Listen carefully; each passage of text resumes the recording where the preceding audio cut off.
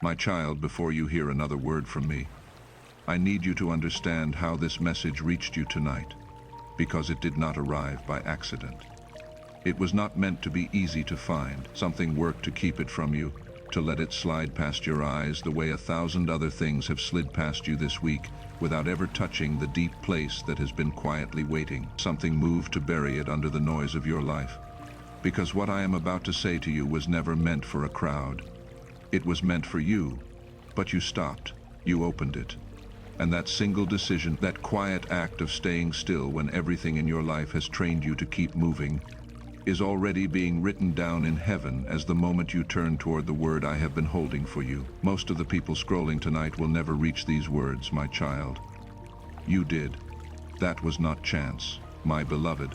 That was arranged before you pressed play. And if there is a stillness settling over you right now, a quiet in your chest that was not there a minute ago, I do not want you to explain it away, my child.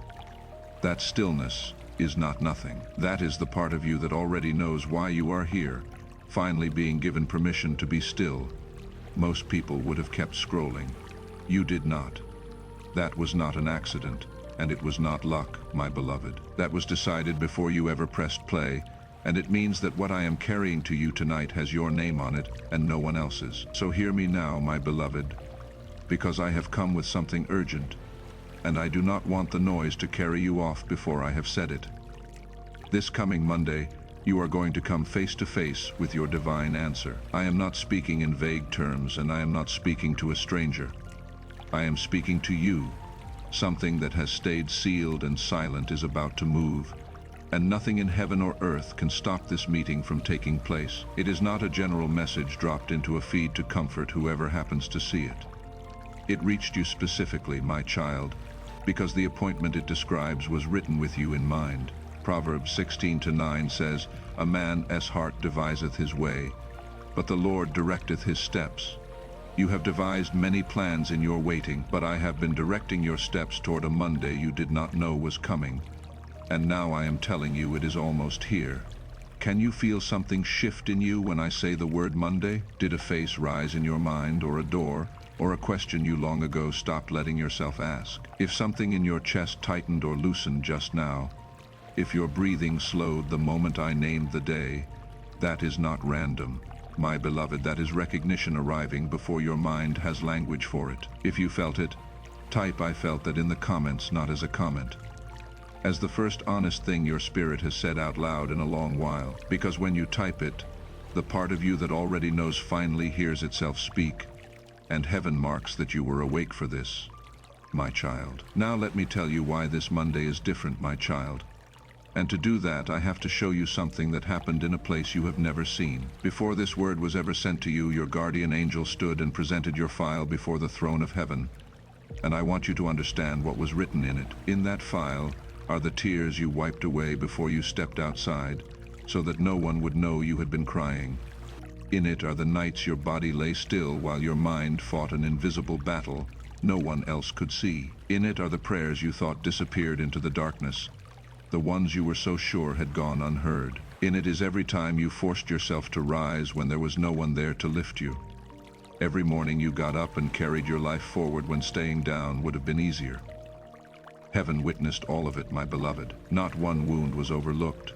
Not one sacrifice was forgotten. Not one moment you kept trusting me through the storm was ever wasted, my child. There are people who never once saw you cry, who assumed your life was easy because you carried it so quietly. And heaven has the record of every hour they never witnessed. There are seasons you survived that you have never spoken of to a single living soul, and they are written down in full, my beloved, in a place where nothing true is ever lost. Do not miss the difference, my child, because it matters more than you know tonight. Heaven did not merely watch what you endured. Heaven recorded it. There is a record with your name on it, and the record does not lie, and the record does not expire, and the record is about to be answered, because heaven does not keep a record in order to forget it. Heaven keeps a record in order to make it right. This Monday is part of the answer to a file you did not even know was being kept. So receive it now, my beloved, before you talk yourself out of it. Type "I receive this appointment" in the comments. Say it not as a hope, but as someone who already knows it is written, because when you type it, you are placing your own signature beside the record heaven has been keeping for you. This Monday is not merely a date on a calendar, my child. It is a sacred marker, placed deliberately into the divine blueprint of your life. A door that has stayed sealed. A door you may have stopped watching altogether because watching it only hurt, is finally going to begin to move. Jeremiah 29:11 says, "For I know the thoughts that I think toward you, saith the Lord, thoughts of peace and not of evil, to give you an expected end." The end I am bringing you is expected in heaven even when it feels impossible to you. And Isaiah 43:19 says, "Behold, I will do a new thing, now it shall spring forth. Shall ye not know it?" The new thing is not far off, my beloved. It is springing forth this week, in a moment you will not have to manufacture and could not manufacture even if you tried, because I am the one arranging it. You could not have scheduled this meeting, my beloved, and you cannot delay it either. It does not depend on you being ready enough, or healed enough, or good enough. It depends on me, and I have already decided. My child, the appointment is set. The only question left in your hands is whether you will walk toward it believing or walk toward it braced for the worst. And if something in your spirit is quietly recognizing this as a word made for you and no one else, my child, then do not walk away from this voice. If a particular face just came to your mind or a particular door, if you know I am speaking to you and not to a stranger, then do not walk away from me. Stay with me here, follow this voice, so I can keep reaching you in this quiet place the way I reached you tonight. I do not want to reach you once, my beloved, and then lose you back into the noise that has cost you so much. Stay, and let me keep speaking to you here. Now let me tell you about the one heaven is moving toward you, my child.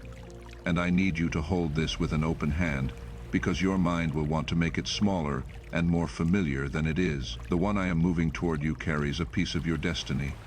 It may come as a long-awaited confirmation of something you had almost stopped believing. It may come as an apology you were owed years ago and had given up ever hearing. It may come as a relationship restored, a family member, a friend, someone you thought was gone from your story for good. It may come as an unexpected opportunity, an open door, a key to the very assignment I placed in you before you were born. I am not telling you the exact shape of it, my beloved, because the shape is not the point. The point is that this Monday you will meet your divine answer face to face, and it will arrive carried in the hands of someone, or hidden inside a moment, that heaven has been quietly preparing all along. Do not shrink this down, my child, into only the one thing your heart keeps reaching for. Heaven's answers are often larger than the questions we know how to ask, and the door I am about to move may open onto something you did not even know to pray for.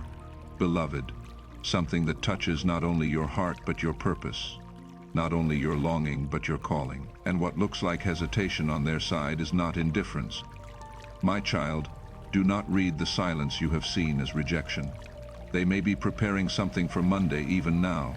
A simple invitation, a carefully chosen sentence they have rehearsed more times than you would believe. A small gift, an overdue apology they have not yet found the courage to speak. An act of kindness that will look completely ordinary on the surface. Heaven measures meaning differently than human eyes do, my beloved. What seems small in a human hand becomes a sacred signal the moment I breathe purpose into it. The one being moved toward you carries a hidden key. A key to a door you sealed after disappointment convinced you that staying closed was the only way to stay safe. If a face just surfaced in you as I spoke, my child, or a name, or the shape of a door you have not let yourself look at in a long time, do not push it away. Some part of you has already known who this is, or what this is.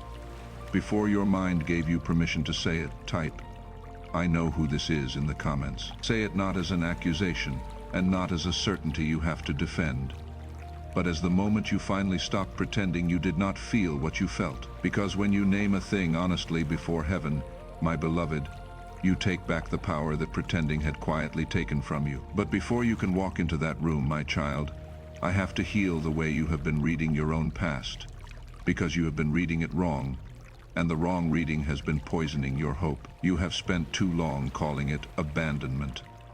The empty seasons, the doors that closed without any explanation, the people who vanished exactly when you had finally begun to trust them, the prayers that seemed to come back to you unanswered, as if they had struck a ceiling and fallen to the floor. You looked at all of it, and you concluded that something must be wrong with you. Because nothing stayed, because no one stayed, because every good thing seemed to arrive only long enough to teach you not to hold it. Hear me, my beloved. The wilderness was never proof that I forgot your name. The storm did not come to destroy you, my child. The storm exposed what had no foundation, so that you would stop building your life on ground that could never hold it. The fire did not come to consume you. The fire burned away the version of you that kept accepting crumbs and calling them love. The version that mistook being wanted for being valued. The silence you hated taught you the difference between attention and devotion, between chemistry and character, between someone who merely wants access to you and someone who knows how to honor what I placed within you. I kept some doors shut, my beloved, not to punish you, but to protect what was still being formed in you. Ephesians 2:10 says, "For we are his workmanship, created in Christ Jesus unto good works, which God hath before ordained that we should walk in them." You were being made in that wilderness. And Romans 8:28 says, "And we know that all things work together for good to them that love God, to them who are the called according to his purpose." Even the closed doors were working. Even the silence was working, my beloved. Nothing in that wilderness was idle, even when it looked to you like nothing at all was happening. The very seasons that felt the most empty were the ones in which I was doing the most hidden work. The way roots grow deepest in the months when nothing shows above the ground. And the delay was never only about you, my child. While you were being shaped on your side of the divine door, the other side was being worked on too. Pride was being confronted. Motives were being purified. The delay was working on both sides of the door at once. So if something in you is beginning to loosen as you hear this, my child, if the word abandonment is starting to lose its grip on a memory you have carried for years, then do not let the moment pass. Type "it was preparation" in the comments. Say it over the very seasons you once called your ruin. Because when you rename the wilderness as preparation, my beloved, you take a weapon out of the enemy's hand, and you hand the record of those years back to the God who was quietly working in them the whole time. And before I go any further, my child, I want to turn your heart outward for a moment, because there is someone else who needs this exact word tonight and has not found it yet. Someone who is still calling their preparation abandonment, someone still standing in front of a sealed door, convinced it will never move, afraid to even hope for a divine answer because hope has cost them too much before. They have not heard this yet. No one has told them that their wilderness was not their fault. If you have room in your heart tonight for someone you may never meet, sow a seed in their name, not as a payment, my beloved, and never as a transaction.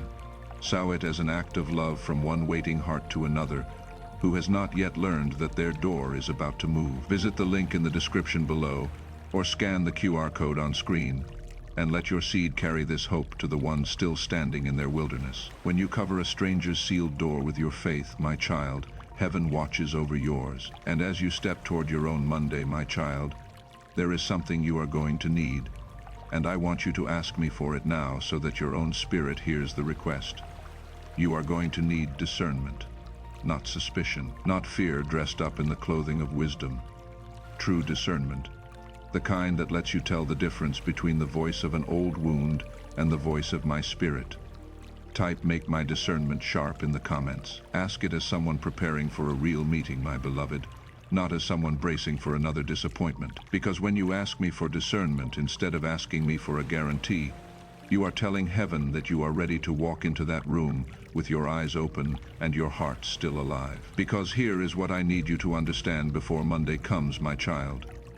Some wounds do not announce themselves with tears. They hide inside your reactions. A message goes unanswered for an hour and your chest tightens. Someone changes their tone and somewhere inside, you are already preparing for the worst. On the outside, you appear calm, steady, fine. But inside, a part of you has quietly begun bracing for an ending that has not come and may never come. This is not weakness, my beloved. Your heart simply learned to recognize danger before it ever learned to recognize safety. Because for a long time, danger was the thing that kept arriving. What once served you as armor has slowly, without your permission, become a prison, my child.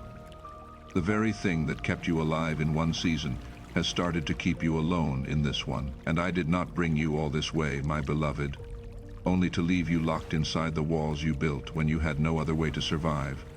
And I will tell you something tender, my child. Though it may be hard to hear, the greatest threat to your Monday may not be the person who walks toward you. It may be the voice inside you that interprets every unfamiliar kindness through the lens of old pain. I am not asking you to silence your discernment. I am not asking you to trust blindly, to fling open every door, to hand your heart to whoever reaches for it. I am asking you to stop letting yesterday's betrayal sit as a judge over someone who has not yet harmed you. Hear the difference, my beloved, because everything depends on it. A boundary says you may come closer when trust has been earned. A wall says, no one will ever come close enough to know me. A boundary protects your peace. A wall starves your heart. I am not making you into someone who builds walls, my child. I am teaching you to build a gate with a keeper who decides in wisdom who may enter and who may not. And do not be afraid that a guarded heart cannot be reached, because light does not need a wide entrance to begin changing a dark room. Even the smallest opening is enough for me to work through, so you do not have to choose, my child, between being safe and being loved. That was always a lie, my beloved. I am teaching you the third way that the wounded rarely believe exists, the way of the guarded heart that is still fully alive, still warm, still able to be reached by the right hands at the right time. And if you know this word found you on purpose today, my child, if you feel that these are not the words of a stranger, but the voice of the one who has watched over your whole life, then know that this is not the last thing I have to say to you. There is far more here for you tonight. Follow this voice, my beloved, so the next word can find you too, the way this one did. I do not want to speak to you once and lose you back into the noise. Stay near, and let me keep reaching you here. And because you have stayed with me this far, my child, when so much was pulling for your attention, I want you to know that what I am releasing now is specifically for the ones who held on. Not everyone reached this moment. You did. So let me heal something in you that you have needed healed for a long time. Let me mend the part of you that learned to guard by shutting down without taking away the wisdom that pain taught you. If something in your chest just loosened as I said that, if your shoulders dropped even slightly, if a breath came a little easier, do not rush past it, my beloved. That was your body agreeing with your spirit. Type heal me. Keep my wisdom in the comments. Ask for both. My child, because I am able to give you both. I can heal the fear without erasing the discernment, and I can soften the armor without ever leaving you unguarded. Now I must confront a lie that has been living in you for years, my child. Because if you carry it into Monday, it will rob you of everything I am bringing. The lie grew a little stronger every time someone criticized the part of you that needed patience. It grew every time someone withdrew their affection the moment you expressed a need. It grew every time you were made to feel guilty for wounds you did not create. And slowly you came to believe that love had to be earned through perfect behavior, that you had to be flawless to be chosen and acceptable to be kept. So you began editing yourself. My beloved, you learned to hide the parts of you that had been used against you before. You started rejecting yourself first, quietly, before anyone else could do it to you. But I never once asked you for a flawless version of yourself, beloved. I asked for the real one, the unedited one, the one you have hidden behind the performance for so long that you almost forgot she was still in there, waiting. But hear me, my child. Your value is not standing in a courtroom awaiting a human verdict. You do not have to arrive Monday completely healed. You do not have to walk into that room as a finished, flawless, fully repaired version of yourself in order to be worthy of what I am bringing. David was overlooked by his own family before he was ever anointed as king. Peter failed publicly, loudly in front of everyone, before he was restored and made a foundation stone. And Psalm 147:3 says, He healeth the broken in heart, and bindeth up their wounds. Hear the order of it, my beloved. I come near to the broken-hearted. I do not stand at a distance and demand that they repair themselves first before I will approach. I draw near while they are still broken. And the drawing near is itself the beginning of the mending. You can be unfinished and still worthy, my child. You can be in the very middle of your healing and still be exactly the one I choose. So lay the lie down right now, my child, before it can follow you into that room. You are not auditioning for your own life. You are not on trial. Type "I am worthy" while I heal in the comments. Declare it as the truth it is, not the hope you wish were true. Because when you say that you are worthy in the middle of your healing, and not only at the end of it, my beloved, you take the gavel out of every hand that ever tried to pass a verdict on you, and you hand it back to the only one who has the right to judge, the one who has already called you his own. Now let me give you wisdom for the meeting itself, my child, because I do not want you to enter Monday casually. Before you walk into that room, bring the meeting to my throne first. And as you do, decide with me what will not be allowed into that room with you. The person who betrayed you cannot be permitted to speak through your reactions. The one who abandoned you cannot be allowed to stand invisibly between you and someone new, whispering their old accusations into a moment they have no right to touch. This is what forgiveness is really for, my beloved. Forgiveness does not reopen a locked door to someone who is unsafe. Forgiveness removes their hand from your future, so that they can no longer steer what happens next. Examine your armor honestly, my child. Some of it is genuine wisdom, hard-won and worth keeping, and some of it is only fear wearing the clothing of wisdom, and it is time to tell the two apart. Do not punish this person for the crimes of someone else. Do not test them through coldness. Do not hide behind silence and call it discernment. True discernment does not make you paranoid, my beloved. It makes you observant. Watch whether their actions agree with their words. Watch how they respond when you express a limit. Watch how they speak about people who are not in the room. Watch whether their presence leaves you with clarity or with confusion. And remember this, my child, peace is not always excitement. Sometimes peace will feel unfamiliar to you, even strange, because chaos once trained your heart to mistake intensity for love. Do not mistake calm for the absence of something real. Sometimes calm is the very thing you have been praying for all along.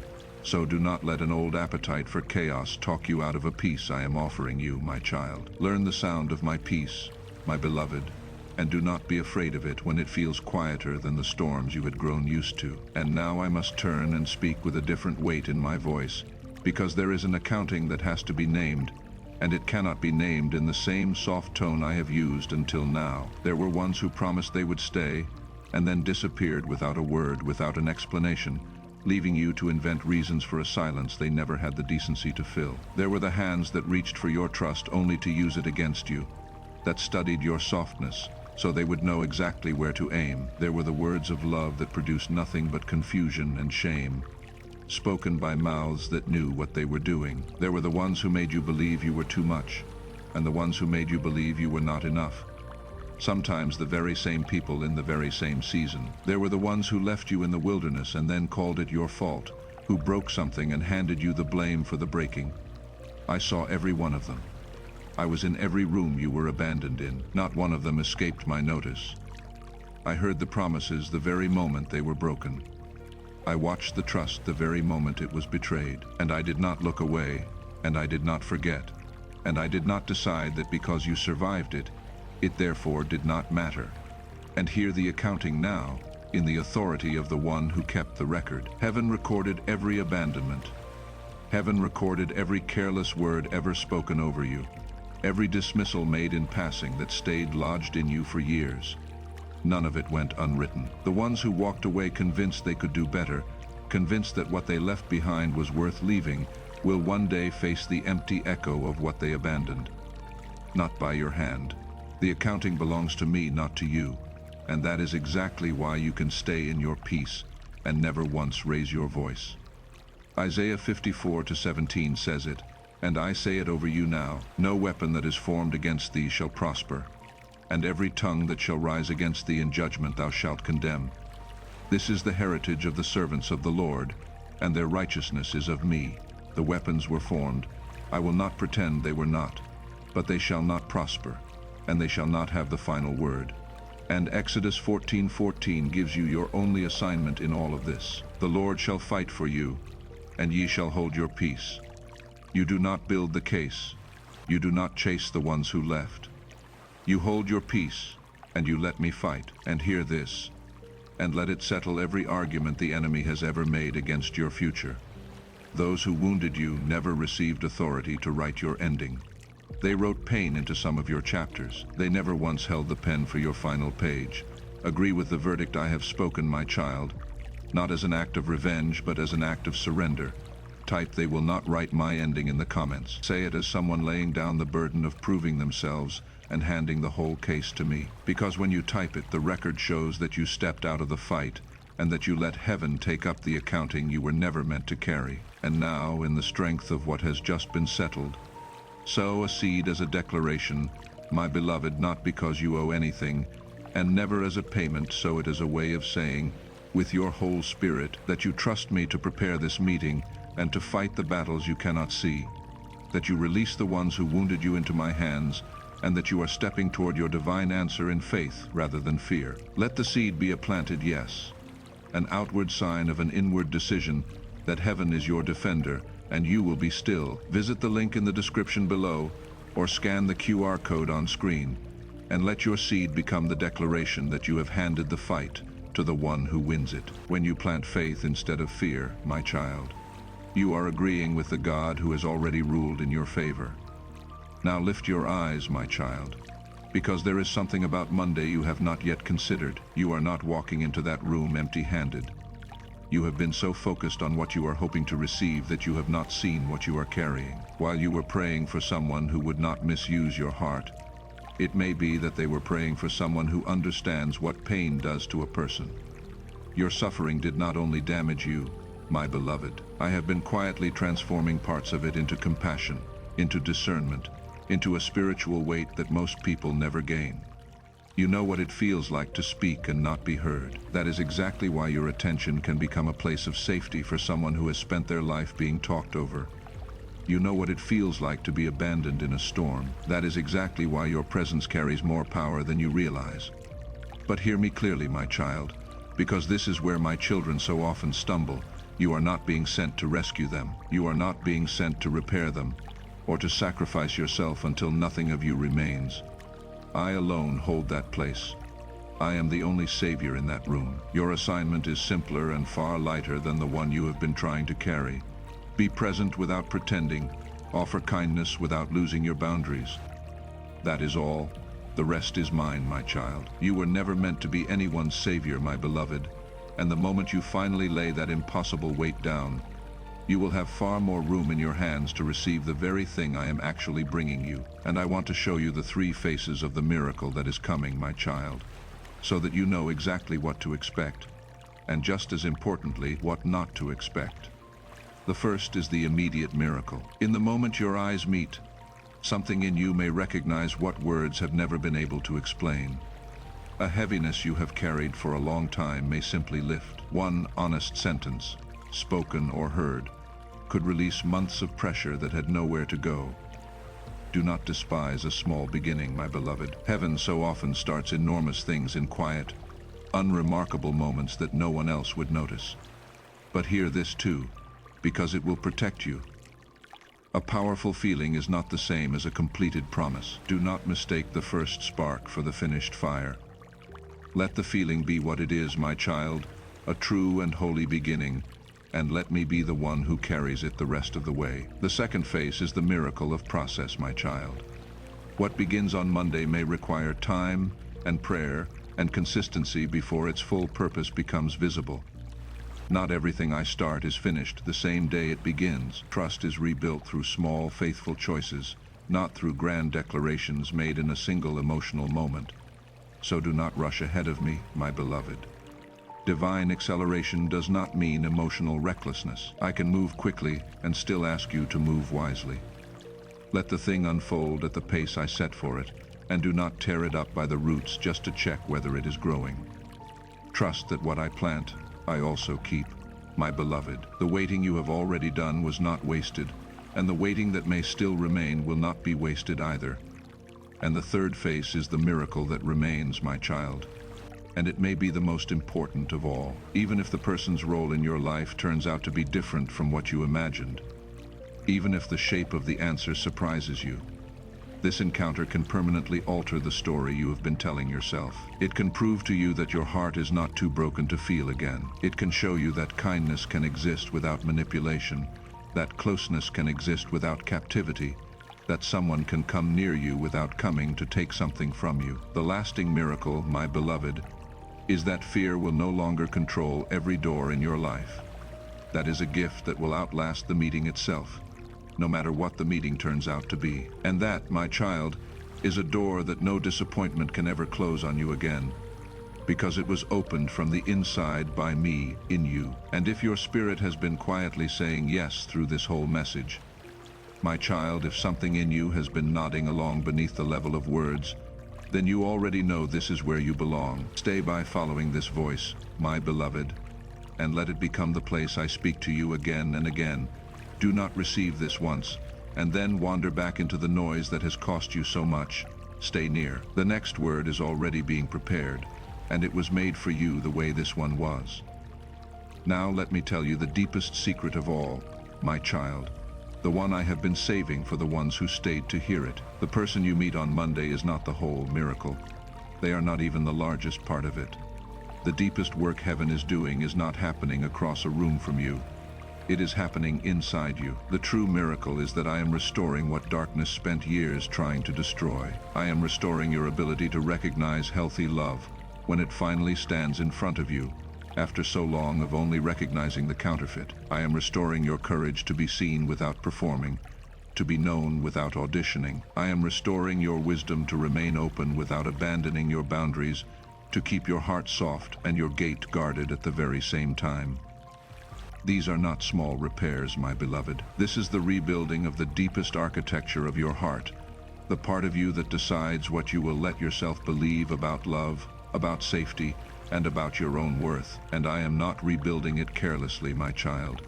I am rebuilding it with my own hands, and this meeting, my beloved, is connected to a sacred assignment that has been sleeping inside you. For too long, pain forced you to use all of your strength simply to survive.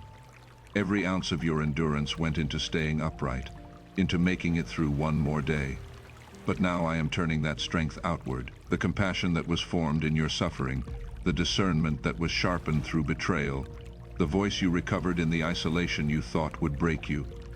All of it is about to become part of how you serve and encourage and protect others. You are not simply being led toward a person, my child.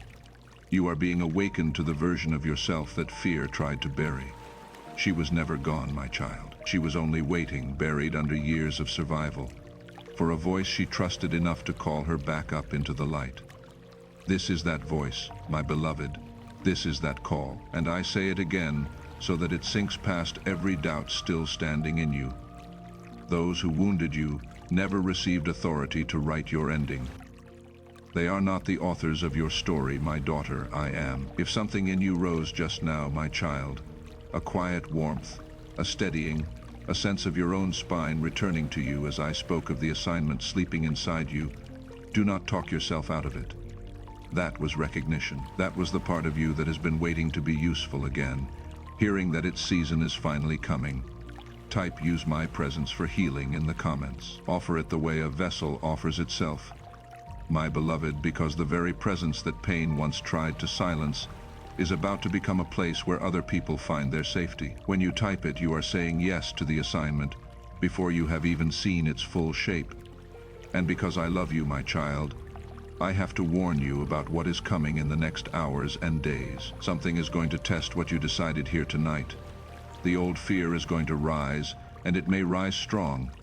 It will try to make you interpret every unfamiliar kindness as a hidden danger. It will try to convince you to run before Monday even comes, to seal the door again, to talk yourself out of the very hope I just gave you, because hope has hurt before, and the fear remembers. When that pull comes, my beloved, do not be afraid of it, and do not mistake what it is. That pressure is not proof that this was wrong. It is the old wound resisting your healing, because the wound knows what your freedom would cost it. So when the urge to close the door rises hard in you, do not read it as wisdom. Read it as the last resistance of a thing that is losing its grip on you. Feel the pull, my child, and keep the door open anyway. And I want you to know why you were able to receive all of this tonight, when so many would have scrolled right past it. Because you did not skip this message, my child. Because you stayed still when stillness is the hardest thing in a world built to keep you moving. Because you chose to remain when everything around you was pulling at your attention. Heaven has held something in reserve specifically for the ones who stay to the end, and you are one of them. What comes next in your days was prepared for you, but it required this moment. It required you to stop and receive the word that would let you walk into Monday with your eyes open and your heart alive. And you did, so it will. So come close now, my beloved, and let me pray this over you the way a father prays over a child he is sending into a new and better season. I thank you, Father, for this one in front of me tonight, for every tear they wiped away before anyone could see it. For every night they fought an invisible battle and rose again in the morning. For every prayer they thought had vanished, which was heard and kept, and never once lost. Now, my daughter, receive what heaven speaks over your life. Healing where the old wound taught you to brace. Peace where fear once ruled every door. Wisdom that guards you without ever hardening you. And a Monday that arrives not as a test you must pass, but as an appointment of grace that was written for you before you were born. Walk into it unafraid, my child. I will be in the room before you ever get there. I will be standing in the doorway when you arrive, and I will be the peace you feel when the moment finally comes, and I will be the steadiness underneath your own voice when you speak. You will not walk in alone, beloved. You have never once walked in alone. And as you rise from this moment, my beloved, make your declaration with your own mouth, so that heaven and your own spirit both hear it at once. You are not the one who runs anymore. You are not the one who seals the door and calls it safety. Type, "I will not run from this" in the comments. Declare it as something already decided, not something you are still trying to do, because when you type it, you are signing your name to the appointment. And heaven records the signature of the ones who finally stopped running from the good that was coming for them. Chosen, if this word reached the deep place in you tonight, then there is a specific face that came to your mind while I was speaking, or a specific door you already know is about to move, or a specific answer you have been waiting on longer than you would admit to anyone before you go. I want to invite you to sow a seed over that exact thing, not for a stranger this time, and not as a broad gesture, but for the specific answer heaven brought to your mind and the specific door that is about to open. Let this seed be a way of saying, with your own hands, that you believe it is real and that you are choosing to walk toward it in faith instead of fear. Visit the link in the description below, or scan the QR code on screen, and sow a seed over the divine answer you are about to meet. And may the God who directs your steps, who kept every tear in his record and never once forgot your name, who sealed some doors only to protect what he was forming in you, bring you face to face with your answer this Monday. May the wilderness finally give way to the meeting it was preparing you for all along. May your heart be guarded and free at the very same time. And may you walk into that room knowing that the one who arranged it is already standing inside it, waiting to be recognized. It is already moving. It is already yours. Walk toward it. Be blessed.